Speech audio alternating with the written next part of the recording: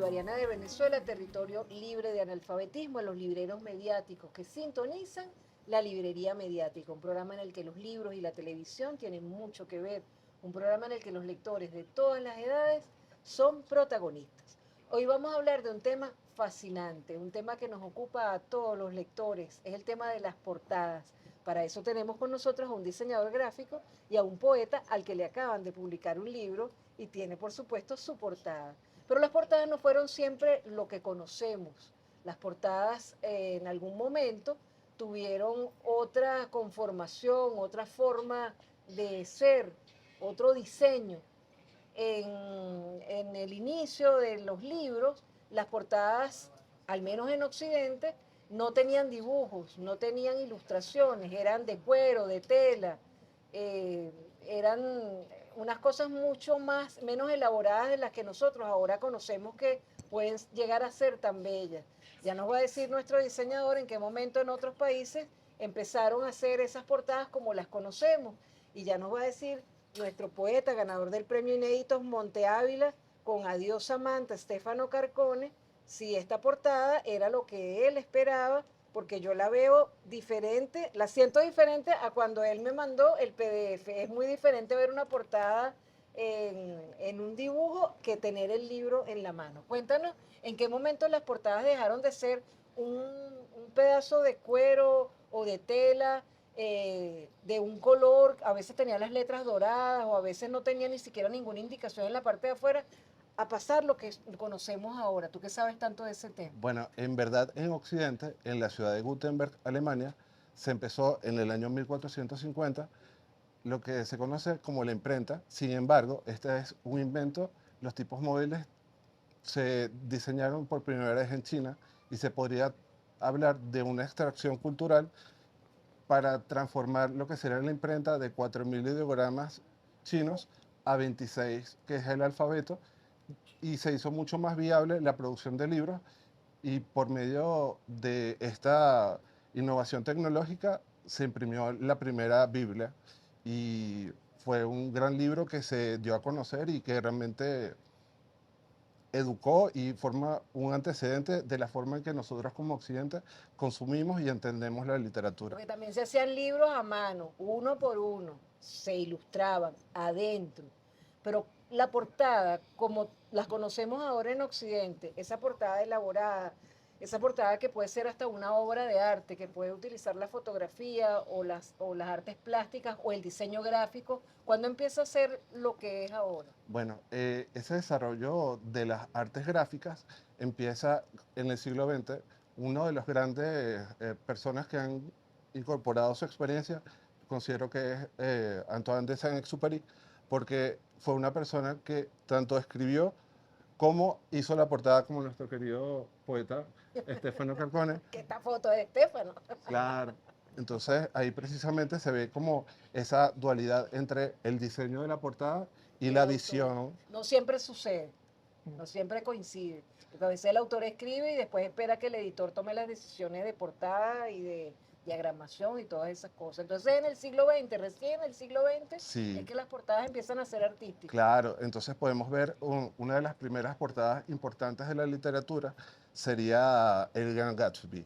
Ese libro En el es año Scott 20, ¿no? Fitzgerald, exactamente de los años 20, y él lo que se quería era como generar una atmósfera que describiera el ambiente del jazz imperante en esos momentos y por medio de esta obra llamada Ojos Celestiales se ilustró la portada de este libro que fue un gran éxito comercial y se conoce como la primera gran portada de la literatura. Oye, pero no sé que eso era tan reciente, me imaginaba que era antes, porque ustedes ven las películas de época del siglo XIX, todas esas grandes bibliotecas y todos los libros son con esos colores que sí, ocre, marrón, negro, rojo, pero no le ve uno ilustración. Claro, desde el siglo XVI en adelante, se podría hablar desde el siglo XVI hasta el siglo XVIII, se empezaron a generar portadas donde solamente se colocaba el título y el nombre del autor. Sí. Era lo más importante. De hecho, antes la portada no estaba en, digamos, en la zona frontal del libro, sino que estaba atrás y era como un pequeño detalle que le colocaban las impresoras para determinar el origen de ese libro, de acuerdo al impresor que lo estaba llevando a cabo. Entonces,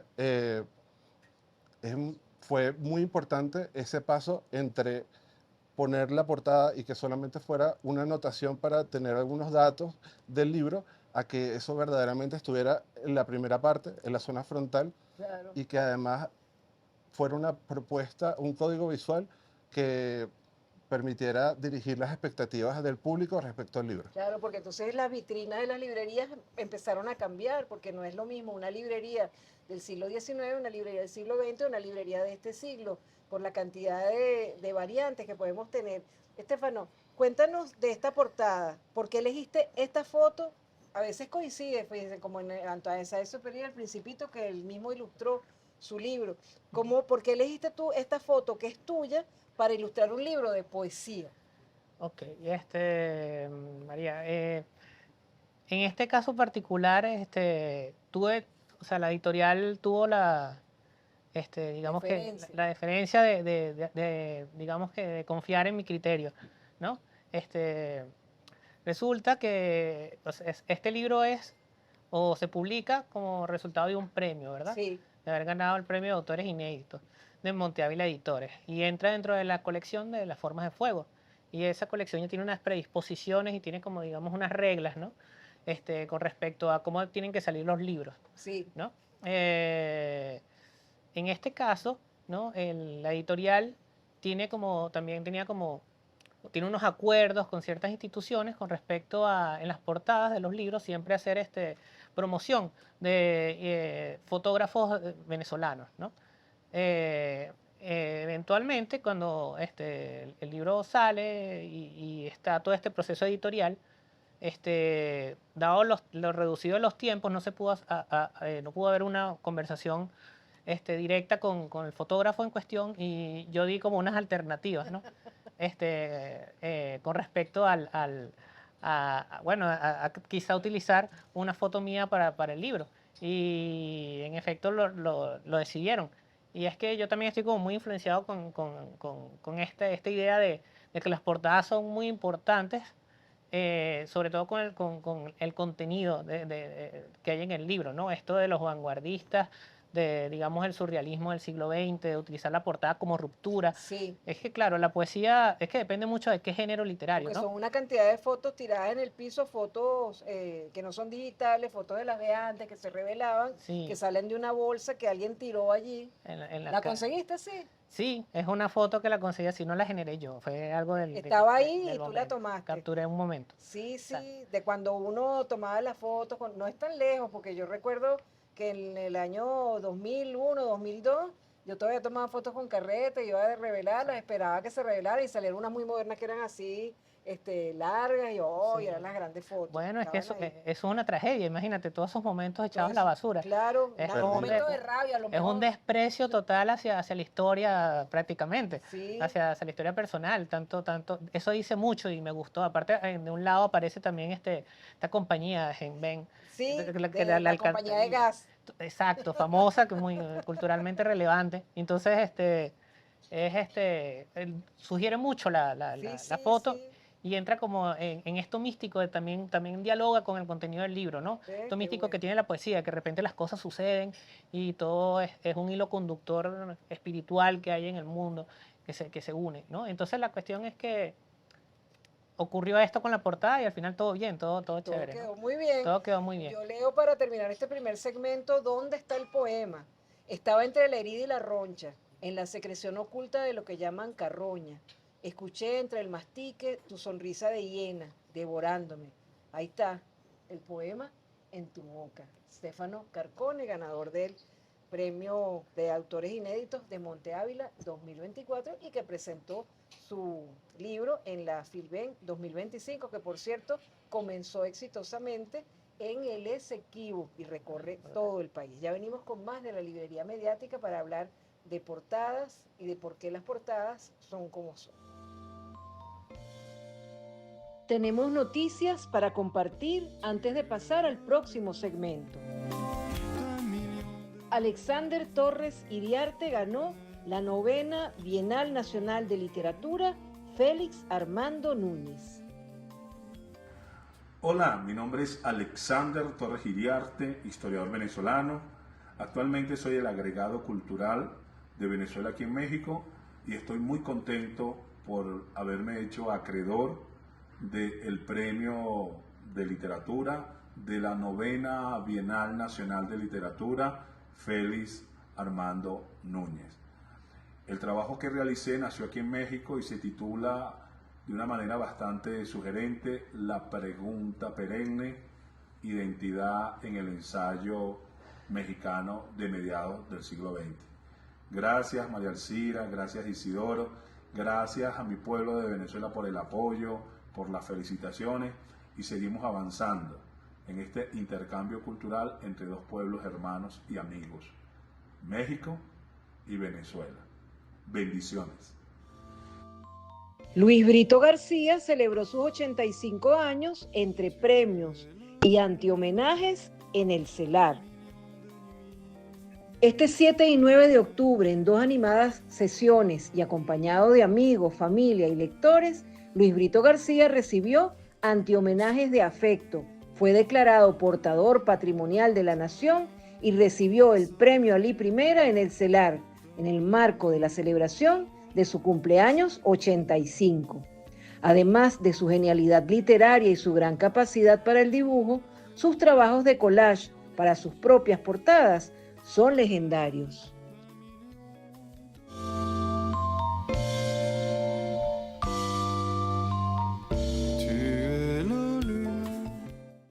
Fascinante. Esta, por ejemplo, del libro que ganó el Premio Libertador al Pensamiento Crítico y que mantuvieron en la edición del premio, que es el libro de Pablo Guadarrama, Marxismo y Antimarxismo en América Latina, es especialmente llamativa porque hicieron una composición muy interesante entre el primero y el segundo tomo. La ilustración de la portada es de una página web, Bandeira Vermelha, 123, y el diseño de la portada es de Gracie Letelier.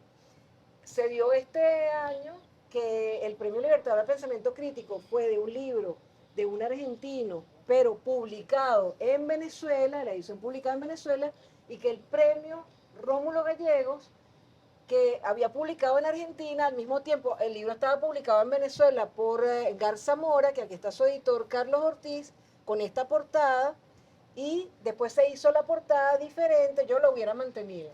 Se hizo la portada diferente para la edición de Monte Ávila y Celar del premio Rómulo Gallegos, de la novela de Vicente Batista. Nuevamente entonces un libro editado en Venezuela, aunque de autor argentino, ganaba un premio internacional. Eso se dio este año. Entonces, Carlos, tú tienes mucha experiencia con portadas. Está este libro de Mercedes Franco también en Garzamora, que esto es ya un clásico dentro de nuestra literatura venezolana, Diccionario de Fantasmas, Misterios y Leyendas de Venezuela, y esta edición de Doña Bárbara, que es muy hermosa y que hay toda una colección de libros en Garzamora con esta portada. ¿Qué valor le das tú a las portadas como editor? Ya veníamos hablando y Carlos nos estaba escuchando del origen de las portadas, el significado de las portadas, pero tú como editor, ¿qué valor le das? Bueno, lo primero es que, como lo dicen por allí, es casi un refrán, es sentido común o lugar común, pero es cierto, todo empieza en la portada. Sí. En la portada puede que no sea así, pero uno de los criterios para trabajar la portada es que la portada empieza a contar lo que el libro es. Lo asoma, sí. Y a veces incluso es parte de la narrativa, en el caso de una novela como El simulacro de los espejos, ese trabajo de esas 3 sillas en la que... ¿Los cuentas? ¿Por qué decidieron esa portada? Sí, se hicieron varios bocetos, por lo menos 2 o 3 hasta que acordamos en el que, como se puede apreciar, la silla del medio está levitada, sí, de algún modo. Sí, sí. Y eso tiene que ver con la naturaleza del relato que está allí. Pero una vez que la gente entra en la novela, va a entender por qué la silla, que es lo mismo que hicimos con Doña Bárbara, que, bueno, es una novela clásica que se vende sola prácticamente. Que siempre se coloca a Doña Bárbara en la portada. Exactamente. Siempre se coloca a María Félix. Exactamente. O a Marina Baura. ¿Y en qué pensamos? Porque a eso íbamos. Si la portada comunica, porque comunica, si la portada tiene que literalmente entrar por los ojos, pero como que tú le metes a la persona, lo que está en la imagen que está en la portada debería o causar curiosidad o ser impactante o incluso puede ser muy explícita, puede de una vez decirte que hay adentro. Sí. En el caso de Doña Bárbara, el asunto, el problema para resolver era qué podemos poner en la portada que no sea Doña Bárbara, que no sea Santos Luzardo, que no sea una vaca, en fin, que no sea una fotografía del llano, pero que sea al mismo tiempo un elemento importante de la novela, significativo. Y bueno, surgió el caimán, porque Doña Bárbara es una novela de caimanes. ¿Y los colores? Y los colores, que son dos, en realidad en esa portada hay solamente dos tintas, el naranja y el negro, porque técnicamente el blanco no es un color, es una reserva que queda del fondo del papel, de la cartulina en la que se imprime. Se cogieron con una idea, queríamos hacer unos libros muy sobrios, pero que fueran muy vistosos. Y que fuera una colección de clásicos, ¿no? Sí. Que fueran estos también. Vistosos. Vistosos además, que llamaran la atención, que se vieran de lejos. Sí. En donde, que se reconocieran de lejos. Sí, y que hicieran un conjunto, todos juntos. Claro, si no estuvieran juntos, probablemente no serían un conjunto. Pero una de las cosas que pensamos también fue lo siguiente. Esa es una portada que una vez resuelta la plantilla electrónica que queda con la que cualquier persona, hasta yo, podría montar, es una portada antiproblemas, en primer lugar. Es muy fácil de resolver. Sí. Cualquier persona la podría armar. Lo segundo, como son solamente dos tintas, se ahorra tiempo de imprenta y se ahorra, bueno, más que tiempo de imprenta no tanto, ya decir por qué, pero se ahorra, vamos a decir que se ahorra dinero, trabaja solamente con dos tintas. Negro, y en este caso es un color directo, específico, que ya viene con un código de la gama Pantone, porque al tener ese color codificado, nunca va a variar. Es decir, si este libro se agota y se reimprime, con ese código va a quedar igualito, claro. No se va a ver un rojo más intenso, menos intenso que otro. Y se le puso el plastificado mate para que, aunque sea muy luminosa, no vamos a tener ese problema aquí por claro, la televisión. No va a reflejar la luz, no va a chocar cuando la gente vea, no va a haber un halo de luz que se regresa y además es terso. Como ves, es un trabajo casi que de ingeniería. Sí, que pareciera que es sencillo. No, esto está todo pensado. Y la solapa completa, que cubre todo el interior, es porque además de lo eso es importante porque refuerza el libro. Exactamente, además de lo que se puede aprovechar. Primero evita que el plástico, esto tiene un plástico por encima y por eso la portada se puede poner más información aquí. Y se le puede pasar una esponja húmeda para limpiarla y no le va a pasar nada. Evita que el plástico empiece a levantarse por aquí, que la cubierta se doble hacia arriba y además lo protege. Claro. Buenísimo. Entonces son criterios técnicos para hacerlo. Pero en principio es una razón de que la gente tiene no solamente que ver el libro, la gente tiene que querer abrirlo. Claro.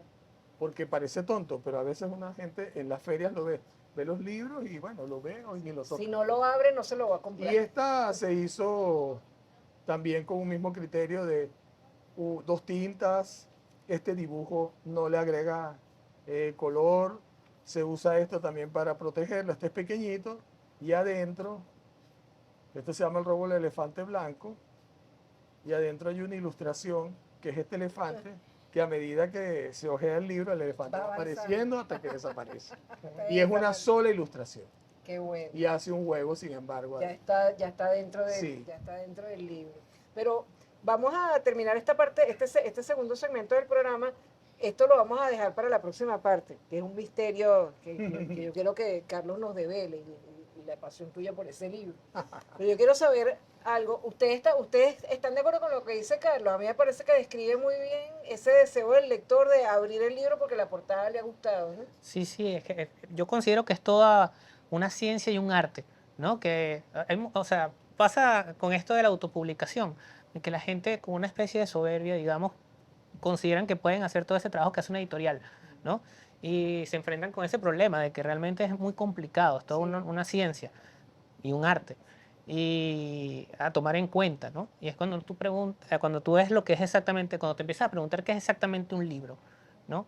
Y en esa definición tienes que meter al editor, tienes que poner al diagramador, o sea, en la definición. Y tienes que meter al diseñador, ¿no? En la portada. Claro. Del Centro para la Descolonización, que tú Luis dices Antonio Bigot. que es importante ese trabajo que tú haces allá y las propuestas que tú haces allá para ellos, pero de eso vamos a hablar en la próxima parte del programa y del misterio que hay con este libro, que yo no sé qué es lo que Carlos nos va a contar y porque él insistió en que buscáramos el libro en la librería. Ya venimos con más de la librería mediática. Hoy estamos hablando de algo muy importante, las portadas de los libros. Uno come con los ojos, ¿verdad? También los libros se comen con los ojos. Así es. Y antes de pasar a la pausa, compartimos noticias culturales en la librería mediática. El pasado 10 de octubre, Venezuela recibió sendos reconocimientos internacionales desde la UNESCO. El pasado 10 de octubre, el Consejo Ejecutivo de la Organización de las Naciones Unidas para la Educación, la Ciencia y la Cultura, UNESCO, confirió al Centro de Biotecnología para la Formación en la Producción de Semillas Agámicas, CEBISA, en Venezuela la distinción de Centro Categoría Tipo 2, constituyéndose así en el único laboratorio de semillas de este nivel en todo el mundo. De igual forma, reconoció al Sistema Nacional de Orquestas y Coros Juveniles e Infantiles de Venezuela como Centro Tipo 2 por su aporte en educación musical y alcance a más de 1 millón de niños venezolanos y sus familias. El reconocimiento de la UNESCO convierte al Sistema Nacional de Orquestas y al CEBISA en polos de excelencia y especialización para brindar asistencia técnica, compartir conocimientos, prácticas inéditas y experiencias éticas de servicio social para el pueblo fundamentales en la construcción de nuevas dinámicas de bienestar y paz. Se hizo público el veredicto del Premio Nobel de Literatura 2025. László Krasznaorkaye, húngaro nacido en 1954, fue galardonado con el Premio Nobel de Literatura por la Academia Sueca. Yo no quería ser escritor. Los jóvenes siempre dicen que ellos no quieren ser escritores o ser parte de la literatura. Para mí esta fase duró más. Esta resistencia adolescente de ser parte de la fábrica de la sociedad como escritor. Ha ganado László Krasznaorkai el Nobel de Literatura en 2025 y hoy te traigo el libro por el que deberías empezar y por qué este autor merece tantísimo la pena. Y estoy impactado y muy feliz porque es muy raro que se junten estas dos cosas, que conozcas al autor que gana el Nobel ya de primera mano y segundo que lo hayas leído y te guste, es que eso ya es increíble. Y es que además su libro Melancolía de la Resistencia es uno de mis favoritos de toda mi trayectoria lectora y siempre recuerdo este libro lo mismo, la de veces que leyéndolo miraba hacia arriba pensando, madre mía lo que acabo de leer. Fijaos todas las notas que tengo en Melancolía de la Resistencia, es que es maravilloso este autor, lo amo. Por cierto, haré reseñas por separado de todos estos libros, así que si no te las quieres perder, dale a seguir. Y no os voy a engañar, László es un autor difícil, denso, no utiliza puntos y aparte, va todo seguido, tiene frases de más de 2 páginas, pero este libro, sin embargo, Relaciones Misericordiosas, es una recopilación de relatos cortos que puede leer cualquier persona y que os va a permitir saber si queréis seguir con este autor y conocer sus obras magnas que, es que te explotan la cabeza. Muy cortito y accesible. ¿Conocéis este autor? ¿Os apetece leerlo? Os leo en comentarios.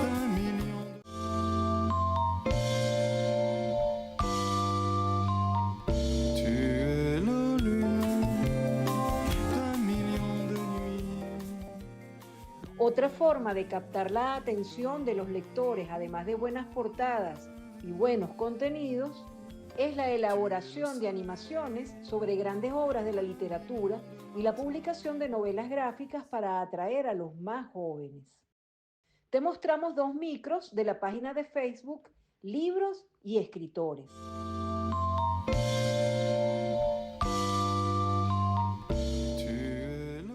¿Sabías que Simón Bolívar no solo fue el libertador de América en el campo de batalla, sino también con la pluma? Su genio político se expresó en una serie de escritos que hoy forman parte esencial del pensamiento latinoamericano. Bolívar no escribió novelas ni poemas, pero dejó cartas, proclamas y discursos que combinan la fuerza de la acción con la claridad de la visión. En ellos encontramos a un escritor de estilo apasionado y persuasivo, que sabía unir la razón con la emoción. La Carta de Jamaica y el discurso de Angostura son solo ejemplos de un vasto legado donde reflexiona sobre la libertad, la educación, la moral y la unidad de los pueblos. Sus palabras no eran simples arengas, eran proyectos de futuro, semillas de república. Su influencia trascendió su tiempo, inspiró a líderes posteriores, a escritores que vieron en él al arquitecto de una identidad continental y a pueblos enteros que encontraron en su palabra la confirmación de su dignidad. Como escritor político, Bolívar se inscribe junto a las grandes figuras de la Ilustración, pero con una voz propia, nacida del suelo americano. Hoy, sus textos siguen siendo leídos no solo como documentos históricos, sino como brújulas morales que recuerdan que la libertad se defiende tanto con la espada como con la palabra. Ese es el verdadero legado de Bolívar escritor, un pensamiento vivo que aún ilumina a América.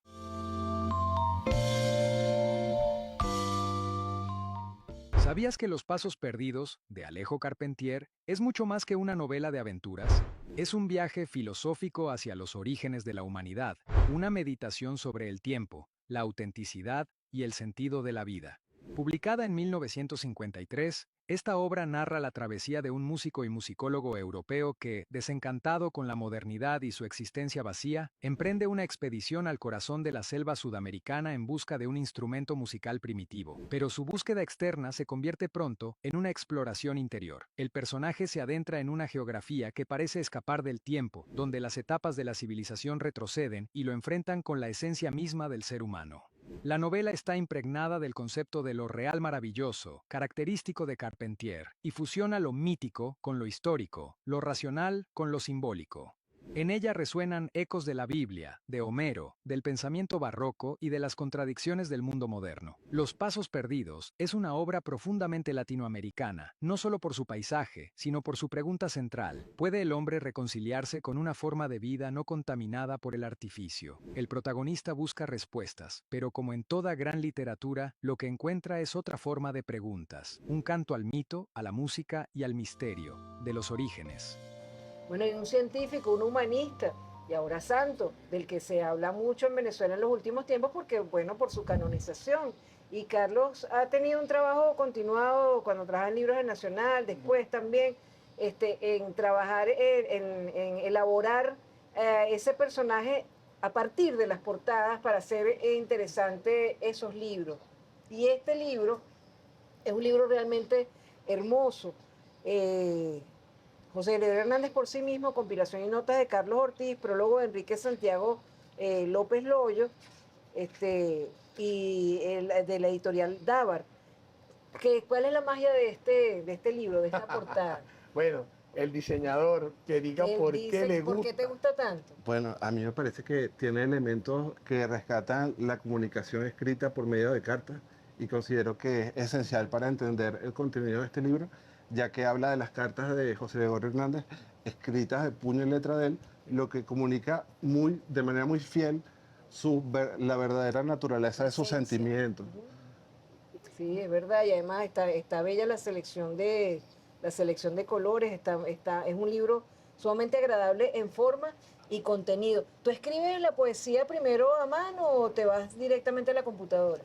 La poesía la escribo es híbrido, el proceso de creación es híbrido. Y es complicado, fíjate tú, es muy complicado, porque a veces uno escribe en un formato y después cuando ves el libro final, el libro final sale en otro formato. Eso es un tema con respecto al espacio, sobre cómo escribir. Sin duda. Es una cosa... contento de como nosotros leímos la poesía en el segmento pasado. Hay que sentir la poesía. Claro, no es tomarla al azar. Yo pensé cuál leo. Y esa me gustó porque me parecía que podía ser pícara también. Claro. O sea que Sartre decía que la poesía no era literatura sino pintura.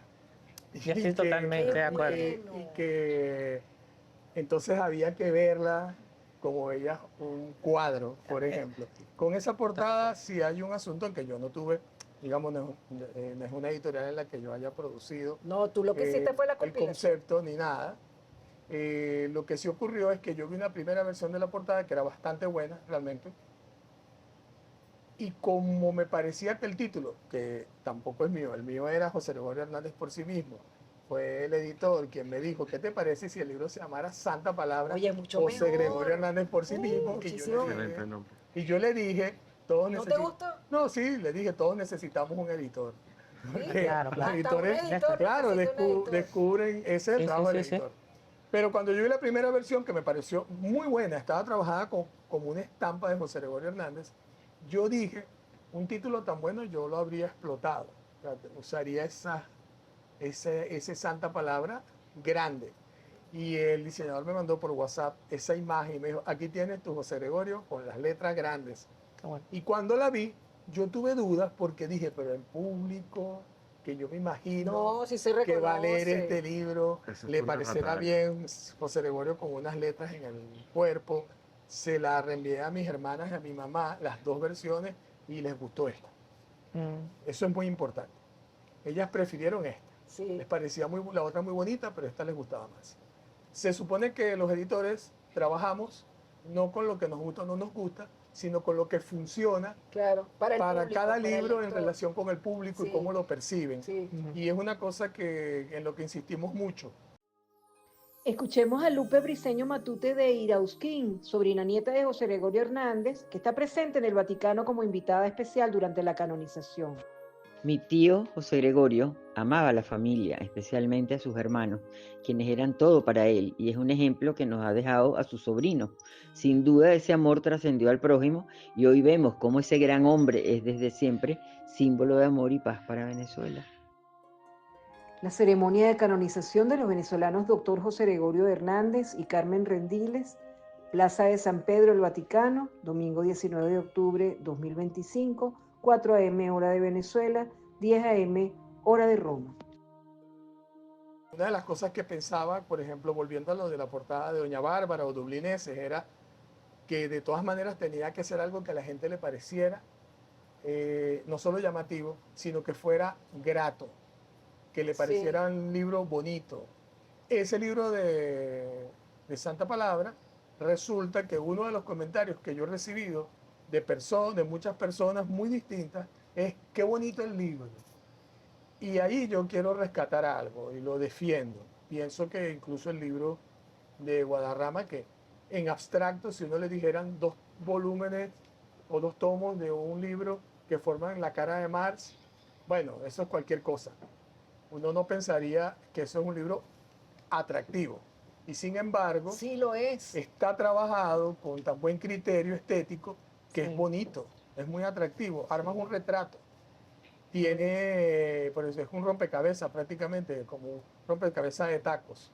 Entonces, Sí. algo que yo he querido defender siempre, en todo el tiempo que tengo haciendo libros, es que hay que encontrar una forma de crear belleza también, de que tiene que haber algo siempre que sea grato, que a la gente le parezca no solamente llamativo, interesante, sino que sea bonito. Esa es una palabra a la que yo no le tengo ningún complejo ni ningún miedo. Entonces, esos libros que hacemos, hemos querido que conceptualmente comuniquen realmente algo vinculado con el contenido. El diccionario de fantasmas es mucho más explícito. Ese caballo que arroja fuego por los ojos es una de las ilustraciones que está dentro, Sí. y es el caballo de Boves. Nada menos. Imagínate, qué maravilla. Que hay allí una explicación de que ese es uno de los fantasmas que aparecen por ahí Qué maravilla. en nuestro imaginario. Nosotros, cuando hicimos el programa, uno de los programas de aniversario de la librería mediática, los aniversarios 20, editamos, porque por falta de tiempo editamos un pedacito contando cómo se había diseñado la portada de la librería mediática de esa serie de libros. Sí. Lo vamos a incluir ahora para compartir con todos. Y ya volvemos. Les quería mostrar en este libro, pues nosotros fuimos creando esta portada colectivamente con la gente de PDVSA La Estancia, y nos habían hecho otras propuestas. Esta había sido una de las propuestas de portada que no nos decía nada, no la desechamos, o esta, que también fue una de las propuestas que ellos nos hicieron, y nos iban mostrando pues cómo iban quedando diagramadas las fotos y todas esas cosas hasta que llegamos a esta portada. Esta misma portada ha ido cambiando los colores para ir al libro 2, que era azul, azul como color principal y amarillo como color secundario. Luego el libro 3 en la combinación de fucsia con naranja, y el libro 4, que les vamos a mostrar si se puede en la foto, el libro 4 que estamos haciendo, que no hay nada, solamente es la idea del libro 4, el borrador de la portada, que es entonces naranja como color principal y fucsia como complemento. Entonces, estos 3 libros supuestamente estarán en algún momento listos. Esa es la historia de la portada de la librería mediática, que nos lo regaló el PBS a la estancia, bueno. Y luego alguien muy arteramente, eso lo diseñamos entre Isidoro, fue el de la idea, después otro diseñador de PBS a la estancia le fue dando vueltas, y eso fue una cuestión por encargo de PBS a la estancia a petición de nosotros, y fue como un diseño colectivo. Y después muy arteramente alguien me pidió el teléfono de la persona que estaba al cargo de la edición del libro, y se copiaron la portada y ganó el premio. Hicieron toda una colección, no voy a decir quiénes son, hicieron toda una colección con ese diseño, y se ganaron el premio de la Feria del Libro de Guadalajara, para que tú veas las vueltas que puede dar una portada. Pero esa portada fue una idea de Isidoro, la diseñamos entre todos, y después la hemos ido cambiando con distintos colores para el número 1, el número 2, el número 3 y el número 4 que estamos ahora trabajando. Pero vamos a cerrar con algunas portadas clásicas que tú querías, evidenciar, las portadas de 100 años de soledad o no sé qué otros libros de García Márquez y otras que tú tienes elegidas. Claro, hay una serie de portadas que se consideran muy importantes, además de la de Antoine Saint-Exupéry, y que consideramos que marcan un antes y un después dentro de lo que puede ser un manifiesto visual que vienen siendo las portadas. Entre ellas yo rescato a Penguin Books, que considero que son una gran referencia. Es la inspiración de eso. Sí. Que da forma a lo que nosotros hoy consideramos como las colecciones de libros. Sí. Claro, porque no es un libro solo, es una colección, que tiene una personalidad, como Biblioteca Ayacucho, por ejemplo. Pero, sin embargo, ustedes fueron aún más allá y le colocaron un pequeño dibujo, una ilustración que problematiza un poco más el concepto de Penguin Books y que, sin embargo, lo mantiene siendo, considero que su enfoque está hacia que sea fácil de sacar, sencillo, que no sea problemático el proceso de diseño. Y que de un solo golpe de vista se capte todo. Sí, sí, es verdad. Todo. Es un solo, una sola mirada. Eso es muy importante. Sí, es y la inspiración es Penguin Books. Yo lo tenía en mente cuando con Mónica Pichitelli, que fue quien finalmente resolvió y ejecutó el diseño. Eso es algo que yo tenía en mente. ¿Y qué otro libro? Claro, tenemos las 2 portadas de 100 años de soledad, que son muy importantes porque considero que ese autor marcó un antes y un después, y además al trabajar con anagrama dentro de lo que fue el boom literario latinoamericano, ayudó mucho a lo que es la identidad y ayudó a definir lo que era el realismo mágico. También tenemos la portada de 1984 de George Orwell, que son portadas que nos lograron enseñar cuáles eran las posibilidades y que abrieron una brecha para los diseñadores en que saliéramos, digamos, esa zona de confort que al principio estaba dada por medio de libros o de ediciones como Penguin Books, donde lo importante era mantener que fuera sencillo, que fuera fácil de editar, que no hubiera grandes problemas, que se pudiera generar una literatura que fuera accesible para todos y por medio de también el tamaño del libro, la dimensión, que fuera un libro que cupiera un bolsillo para que el grueso del público pudiera acceder a la literatura. Que considero que es el gran hallazgo y un gran ejemplo que ustedes realmente lograron hacer un poquito mejor de lo que ellos proponen y que sin embargo, o sea, me parece muy importante ese sello venezolano donde también además de, bueno, por ejemplo, los colores por cada género literario, pero sin embargo agregarle una ilustración, colocarle ilustraciones adentro, ayuda a enriquecer mucho más la narrativa visual. Sí, son picardías editoriales que nos fascinan a los lectores, porque si bien en aquellos libros, como mencionábamos en el primer segmento, en aquellos libros primeros, la portada no era tan importante, quizás adentro tenían grabados o tenían ilustraciones o eran libros hechos uno por uno, así que esa magia pasó entonces a las portadas y ahora nos deleitamos como en esta librería Cálatos, en la que todos los libros que vemos aquí son pequeñas obras de arte. Es un tema que podemos extender hacia otros programas y lo haremos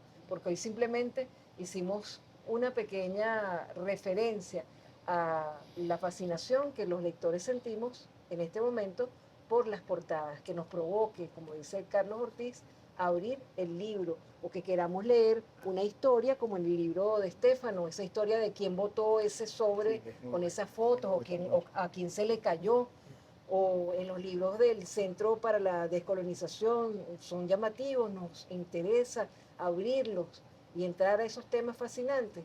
Son los temas de las portadas que hoy fueron los protagonistas en la librería mediática. Los invitamos a leer siempre, a leer de todo. Hasta el próximo programa.